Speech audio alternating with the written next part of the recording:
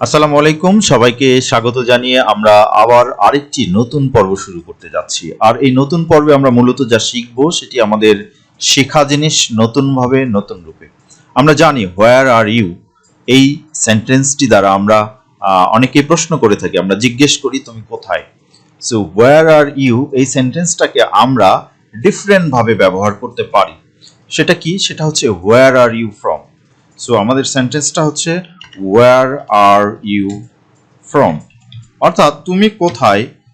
where are you, এই where are you এর সাথে আমরা একটা নতুন শব্দ যোগ করলাম, where are you from। এই নতুন শব্দ যোগ করার ফলে তুমি কোথায় এর পরিবর্তে এর অর্থ দাঁড়াবে তুমি কোথা থেকে এসেছো বা আপনি কোথা থেকে এসেছেন। তাহলে আমি বলবো তুমি কোথা থেকে এসেছো, কোথা থেকে এসেছো, অথবা আমি বলতে পারি আপনি কোথা থেকে এসেছেন। সো হোয়ার আর ইউ মানে হচ্ছে তুমি কোথায়, আর হোয়ার আর ইউ ফ্রম মানে হচ্ছে তুমি কোথা থেকে এসেছো, অথবা from where are you. From where are you এটা খুব রেয়ার ইউজ হয়, বাট আমরা ইউজ করি হোয়ার আর ইউ ফ্রম, মানে তুমি কোথা থেকে এসেছো।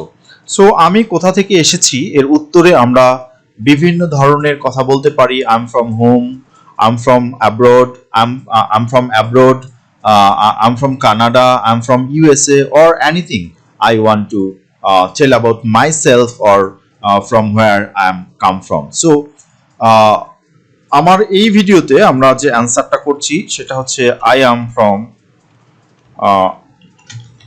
am from Bangladesh, right? So আপনি যদি দেশের বাইরে কোথাও থাকেন আর সেই মুহূর্তে যদি আপনাকে কেউ জিজ্ঞেস করে যে আপনি কোথা থেকে এসেছেন, where are you from, দেন আমরা বলবো I am from Bangladesh. our favorite country, আমাদের প্রিয় দেশ Bangladesh. So where are you from, so তুমি কোথা থেকে এসেছো, তাহলে আমি বলবো আমি বাংলাদেশ থেকে এসেছি যদি আমি দেশের বাইরে থাকি। বাট যদি আমি দেশের ভিতরে থাকি, উইদিন মাই কান্ট্রি, তাহলে সাধারণত আমরা আমার ডিস্ট্রিক্ট বা আমার জেলার নাম বলি, যে I am from Dhaka, I am from Rangpur, I am from Bogura. So সেই ক্ষেত্রে আমরা যখন আমার নিজ ডিস্ট্রিক্টের বাইরে যাই বা নিজ বিভাগের বাইরে গেলে আমরা বিভাগকে কল করতে পারি। সো তখন আমরা বলতে পারি I am from Rajshahi, I am from Dhaka, or I am from Rangpur. So আমরা এটাও বলতে পারি, so I am from Dhaka, so আমি ঢাকা থেকে এসেছি। অথবা আমরা যদি জেলার বাইরে যাই তাহলে সেই ক্ষেত্রে আমি বলি আই এম ফ্রম মাই জেলা, অর্থাৎ আমার ডিস্ট্রিক্ট যেটা হবে সেটা হচ্ছে I am from Rajshahi, or I am from Dhaka, whatever I want to tell, whatever I want to answer for this question. So that will be the result. So যদি আমি আমার বাড়ির বাইরে যাই, তুমি কোথা থেকে এসেছো, তাহলে আমি বলবো আই এম ফ্রম কলেজ, আমি কলেজ থেকে আসলাম, বা I am from market. So আমি যে কিছুই বলতে পারি, I am from college, I am from college, right? So আমরা এইভাবেও কিন্তু আমাদের আনসার করতে পারি। সো হোয়ার আর ইউ, তুমি কোথায়, and where are you from এর মানে হচ্ছে তুমি কোথা থেকে এসেছো বা আপনি কোথা থেকে এসেছেন। So where are you from এর পরিবর্তে আমি তার কথা বলতে পারি, সে কোথা থেকে এসেছে, তাহলে সেক্ষেত্রে আমরা বলবো সে কোথা থেকে এসেছে। সো আমরা যদি এই ধরনের প্রশ্ন করি তাহলে হোয়ার ইজ হি, সে কোথায়, and where is he from, তাহলে আমরা বলছি হোয়ার ইজ কারণ আমরা তার সম্পর্কে বলছি, সে বা তারা, সে পুরুষ বা মহিলা, এটা থার্ড পারসন সিঙ্গুলার নাম্বার, সুতরাং এই ক্ষেত্রে আমরা বলবো where is he from, right? Where is he এর এইটুকুর ইংরেজি হচ্ছে সে কোথায়, বাট আমরা যদি বলি হোয়ার ইজ হি ফ্রম, অর্থাৎ আমরা যদি এখানে ফ্রম সংযুক্ত করি তাহলে এর বাংলা দ্বারায় সে কোথা থেকে এসেছে। সো আমরা বলতে পারি he is from Bangladesh, he is from Canada, he is from United State of America, he is from USA, or whatever I want to tell, right? So আমি বলতে পারি so he is from college, he is from Dhaka, he is from Rangpur, whatever আমি যা বলতে চাই আমরা কিন্তু সেটা উত্তর করতে পারি। সো আমি যদি বলি যে লোকটি কোথা থেকে এসেছে, তাহলে সেই ক্ষেত্রে বলবো where is the man, right? The man মানে হচ্ছে লোকটি, সো ফ্রম তার মানে লোকটি কোথা থেকে এসেছে। ওয়্যার ইজ হি ফ্রম এর বাংলা হচ্ছে লোকটি কোথা থেকে এসেছে। আমরা বলতে পারি লোকটি কোথা থেকে এসেছে, রাইট? সো আমাদের প্রশ্নটা এরকম, where is he from or where is the man from.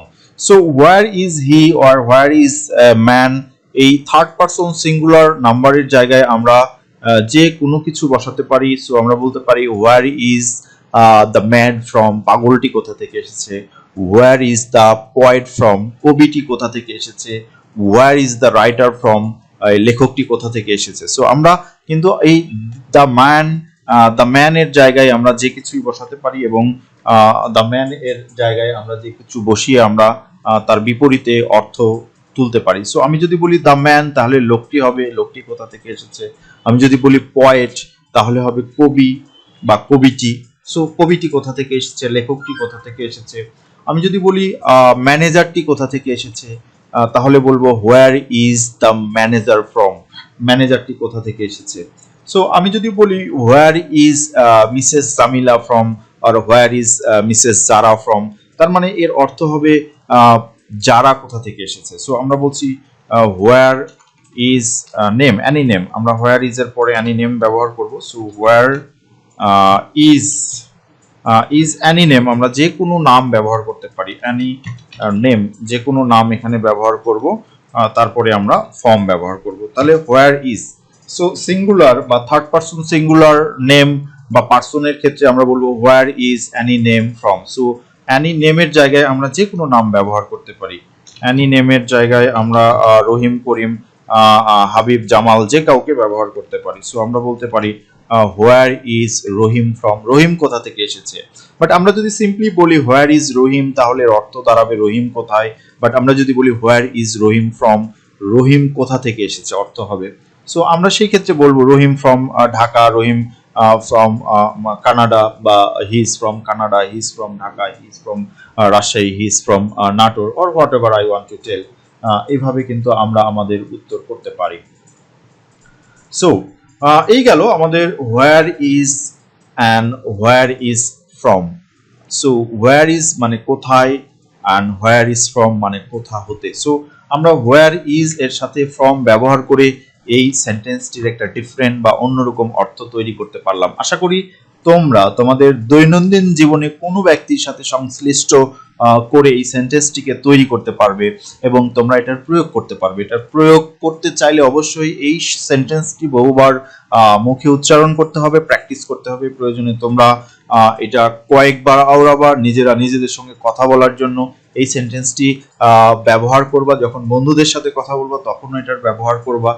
আমার মনে হয় যে একটি দুইটি সেন্টেন্স করে যদি আমরা ব্যবহার করতে থাকি, একসময় আমরা অনেক সেন্টেন্সের ব্যবহার করতে পারবো, আর সেই মুহূর্তে কিন্তু আমরা আমাদের ফুল কমিউনিকেশন করতে পারবো উইথ ইংলিশ, এবং আমরা একজন ইংলিশম্যান হিসেবে নিজেদেরকে পরিচয় দিতে পারবো এবং আমরা একজন ফ্লুয়েন্ট স্পিকার হব।